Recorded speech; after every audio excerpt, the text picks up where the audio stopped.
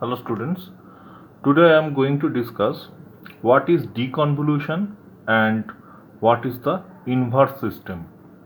Now, from the earlier classes, you acquired the knowledge about what is the convolution operation and why it is used.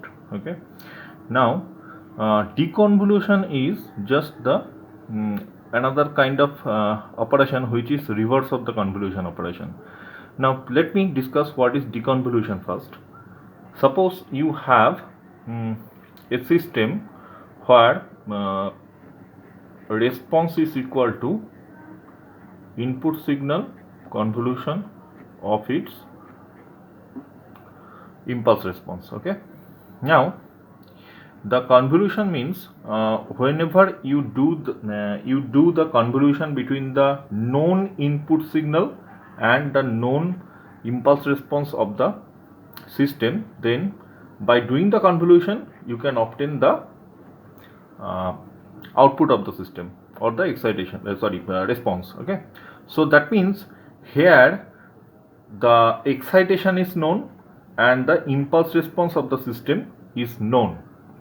Okay, so it is the convolution, simple convolution operation by which, by knowing the excitation as well as the impulse response of the system, you can obtain the response of the system. Now, suppose a situation arises where I am writing the same relation.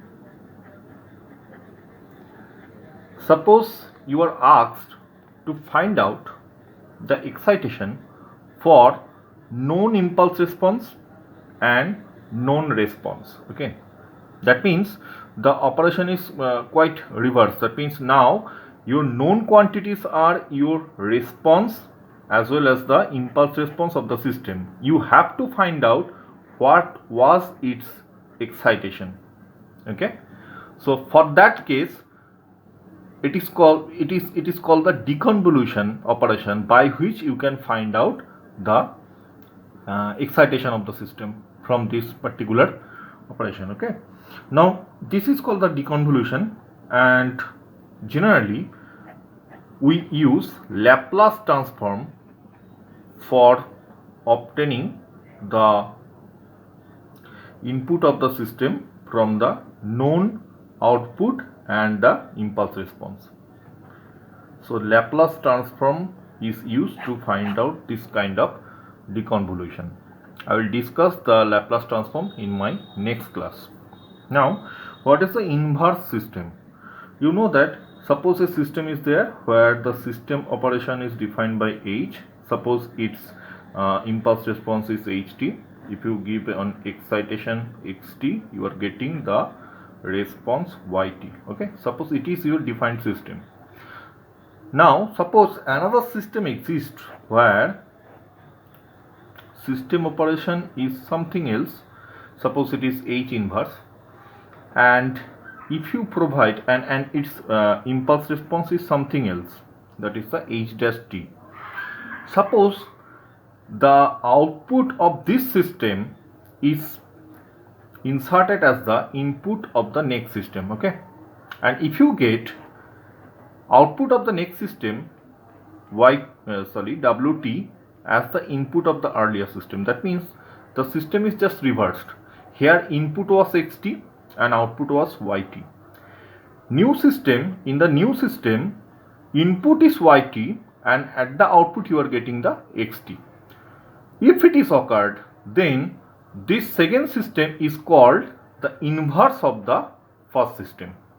Okay, so for that case it is the inverse system. Okay, and for that case if you connect both the systems in series or cascade,